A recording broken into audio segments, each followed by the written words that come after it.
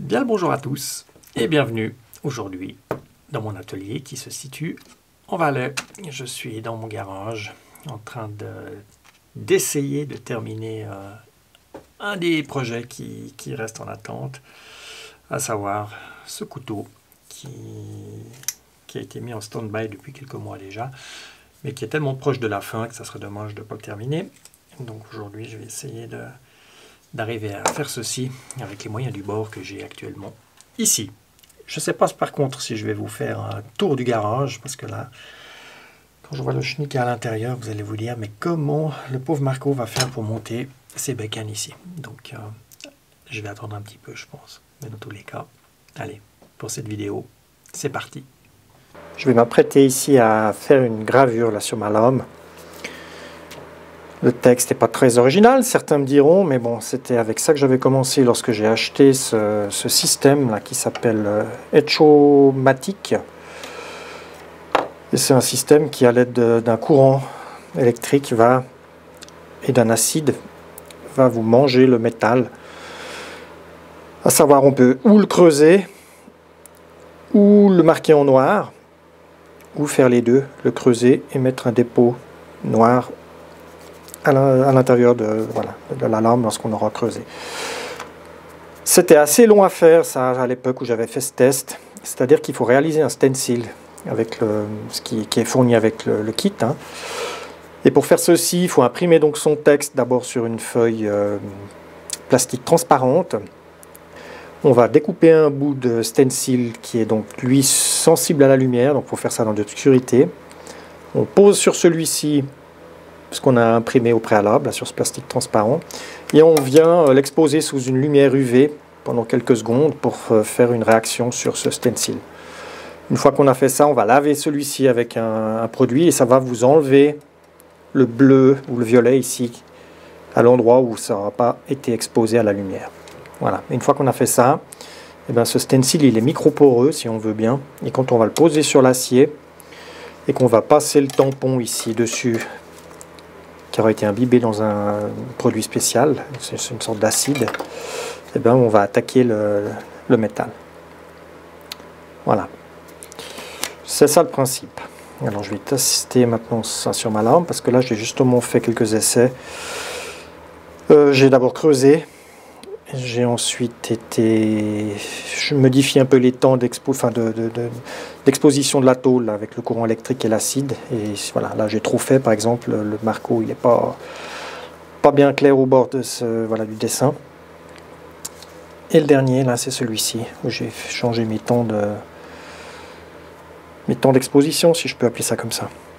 Donc on peut, à l'aide de cette petite pince, là, petit accessoire, là il doit y avoir une petite résistance électrique, ce qui fait que ça transforme le courant qui est en DC, en AC ou l'inverse, je ne sais plus lequel des deux.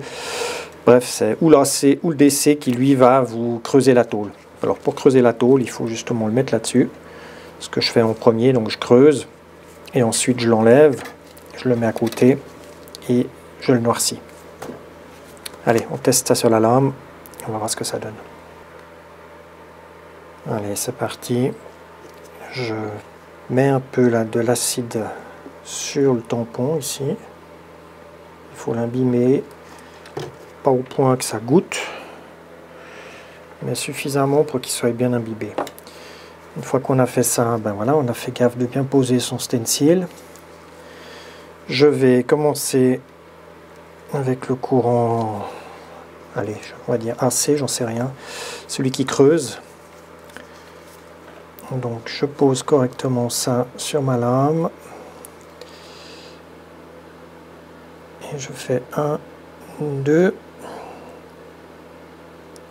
1, 2. Ah non, ça va mieux si on met le courant. Quel imbécile. Allez, 1, 2, 1, 2. On peut guigner un petit peu. Ouais, ça a commencé à marquer. On va insister un tout petit peu plus.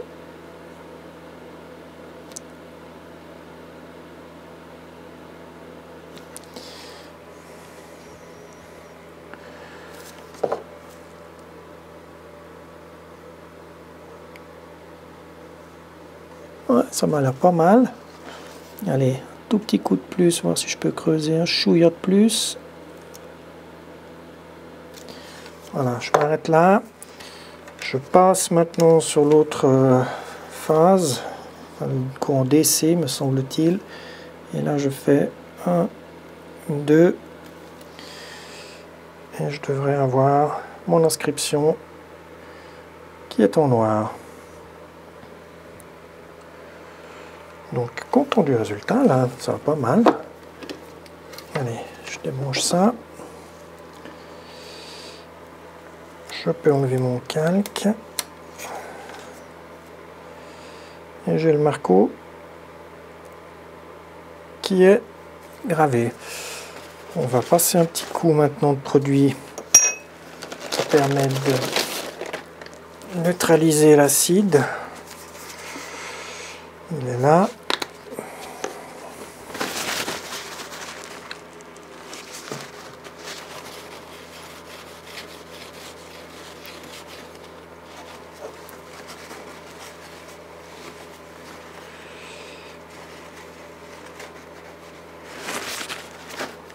Et voilà le boulot.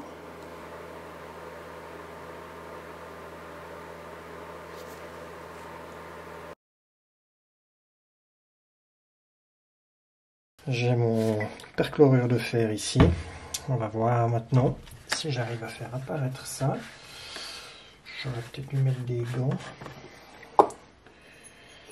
J'en ai pas assez dans la bouteille pour pouvoir le laisser vertical. On va donc l'incliner. Ce que j'ai fait, j'ai été mettre du vernis à ongles là, dans le siège, si je peux appeler ça comme ça, du roulement à billes. Parce qu'une fois que je vais faire apparaître le damas, eh bien, ça va creuser en fait. Et quand on ferme la lame, les roulements, chaque petite bille va se mettre dans les différentes apparitions du damas à l'intérieur. Là, puis ça fait un peu granuleux sous les doigts. J'avais découvert ça en essayant justement de faire apparaître un peu plus le damas sur mon Civivi. Ok, allez, on met ça là. Je ne sais pas trop combien de temps on va faire le test. J'aurais dû prendre une minuterie, ça aurait été une bonne idée. Allez, on se revoit dans quelques instants.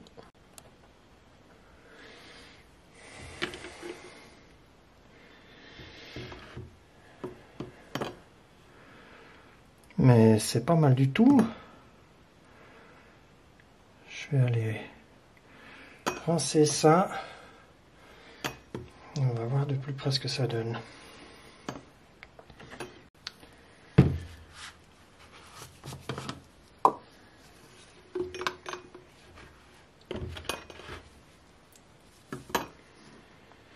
Deuxième temps de révélation, on va dire ça comme ça.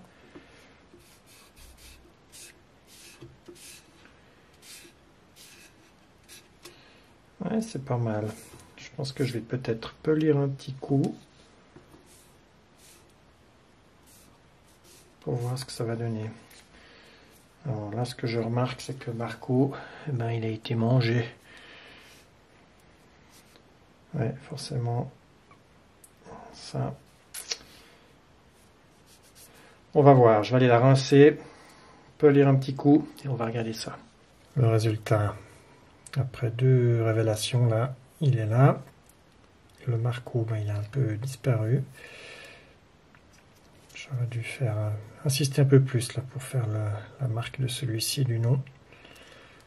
Je vais voir si je laisse comme ça, je vais repolir un peu. Et puis on va regarder après si je retrompe une fois ou pas. Mais dans l'ensemble, ouais, le damas est sympa. Le couteau, eh ben, il est là.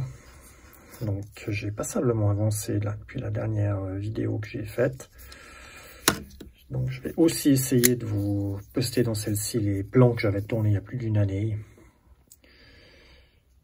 Donc j'étais assez loin, enfin assez loin.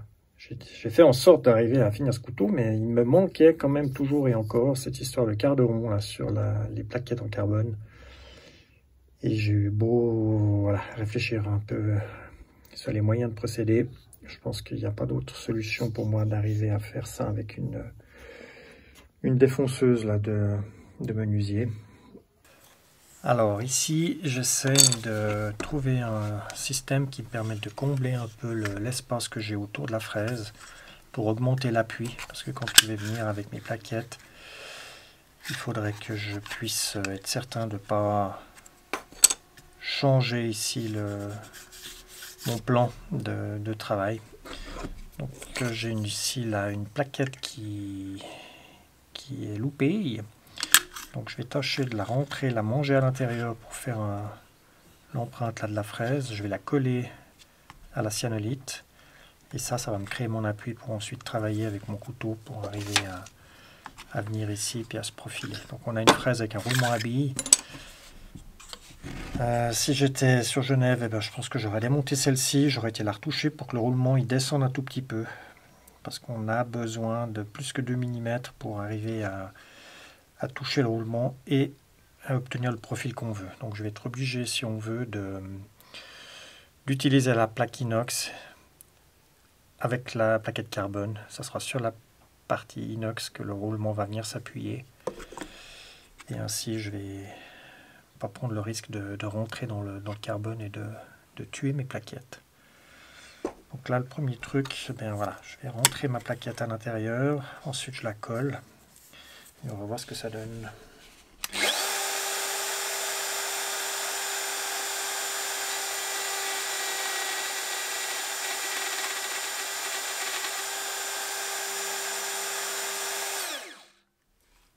Voilà, là on est pas mal. Je vais aller coller ça comme ça. Et ensuite, démonter le couteau. Regardez pour peut-être... enfin, j'ai pas tellement le choix en fait. Il faut que je colle mes plaquettes carbone sur la partie inox. Puisque ma visserie, elle est bombée. Et puis que j'ai donc pas un plan qui est régulier en fait. Je vais y mettre un peu de scotch là, pour faciliter la séparation de la plaquette. Une fois que celle-ci aura été collée.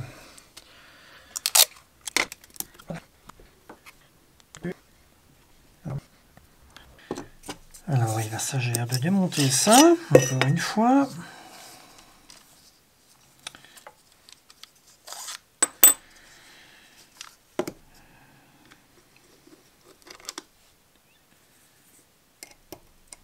Ça c'est celui-ci.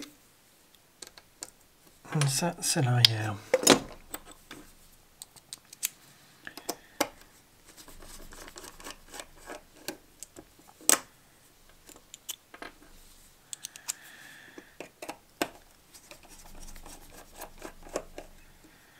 Donc si j'essaie de me remémorer un peu là, les phases de fabrication de ce couteau, ça n'était pas si mal que ça dans l'ensemble.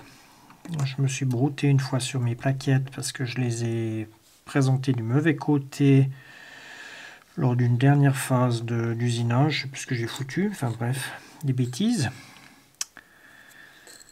Mais autrement,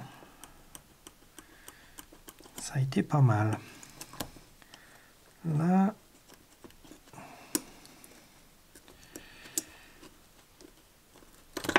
ça y est. Et maintenant, il faut que je trouve une combine pour arriver à coller ma plaquette là-dessus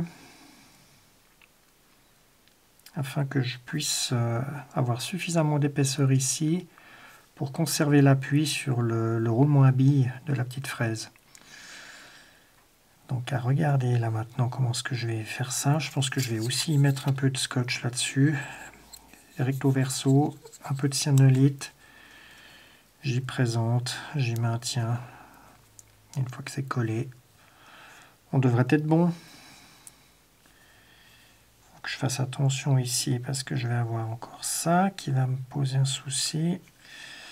On va voir. C'est jamais simple, mais on va y arriver, on va y arriver.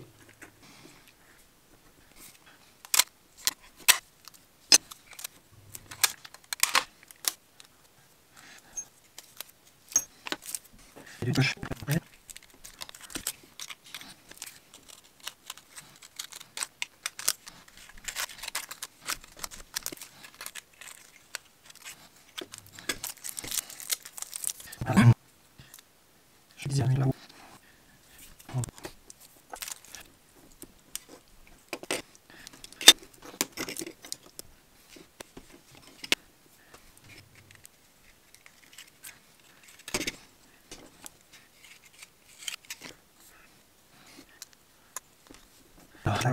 Attendez.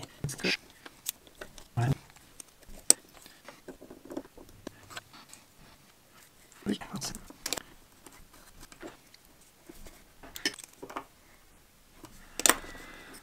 ok. Voilà. Laissez coller ça. Et après, rebolote pour le côté numéro 2. Là, tout ceci est collé. Je vais pouvoir donc maintenant redémonter ça pour obtenir simplement mes côtés avec mes plaquettes inox collées sur mes plaquettes carbone.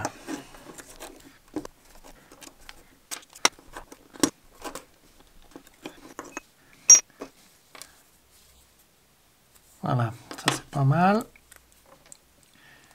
Celle-ci, il va falloir juste que je fasse attention ici à cause du, du ressort. Être certain que je n'échappe pas le roulement à billes. Et puis on va pouvoir se préparer avec ma défonceuse. Alors pour résumer, j'ai donc ma plaquette carbone qui est collée sur le côté en inox pour augmenter donc l'épaisseur afin que je puisse appuyer sur le roulement. Si j'avais que la plaquette carbone, je passerais sous le roulement et puis je vais bouffer trop la plaquette carbone. Donc l'idée ici, c'est simplement d'arriver à se profiler là-dessus, à faire le mouvement en restant bien sur l'appui de la plaquette carbone sans trop appuyer pour pas augmenter là s'il y a une flexibilité, sinon j'irais créer un petit... Ça ne sera pas un arrondi, il y aurait un arrondi avec un petit épaulement, ce que je ne veux pas obtenir. Donc la sagesse avec tout le boulot que j'ai eu là-dessus, ça aurait été de faire une pièce martyre pour essayer. Mais je n'ai pas de pièce martyre. Donc j'ai été régler la hauteur ici. Je suis un tout petit peu plus bas, si on veut bien. Je préfère être plus bas et de remonter ensuite que d'être trop haut et que ça soit foutu. Donc on va y aller comme ça. Je mets mon masque parce que la poussière de carbone c'est pas top. Et puis on est parti.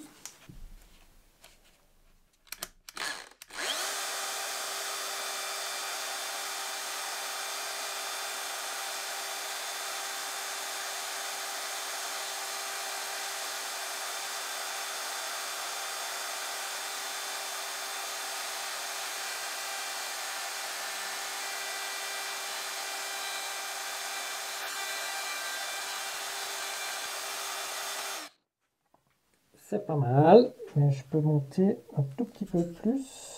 Tac, tac, tac, on descend de ma table.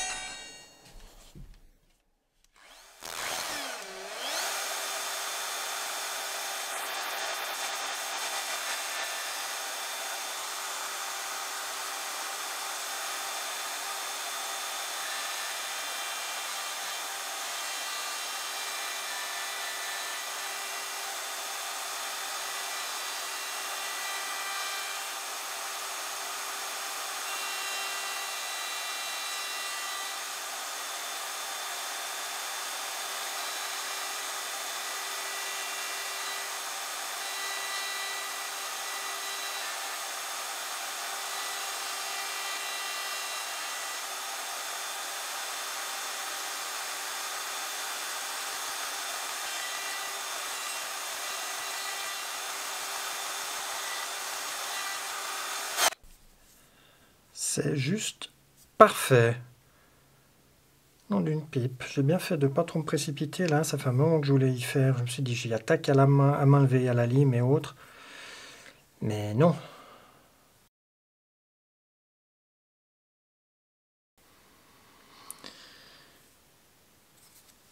J'ai bien fait là de mettre ce scotch entre les deux.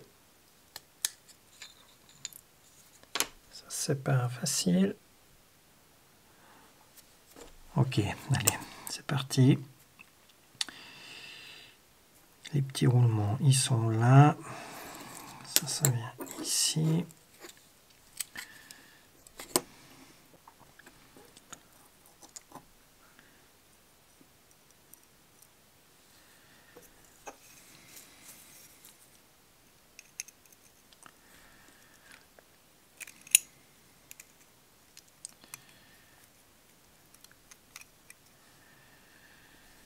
Les entretoises à l'arrière.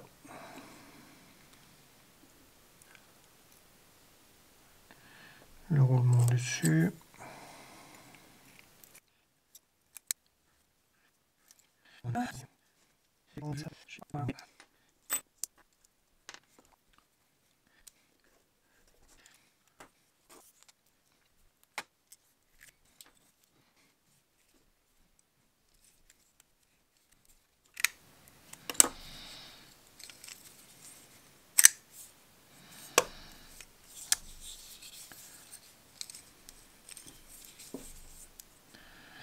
Pas mal, pas mal. Alors, il y a juste un truc qui, ça va m'énerver un petit peu. C'est la partie ici qui dépasse de préhension là pour le doigt.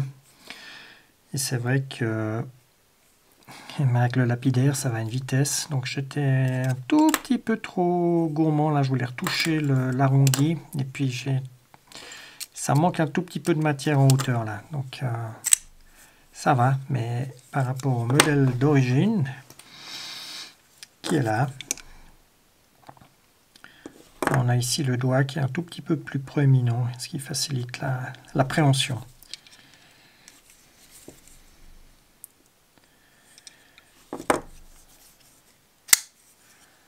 Là, il sonne un petit peu plus sec quand même. Là, c'est juste le petit truc qui manque pour le lancer. Mais allez, dans l'ensemble,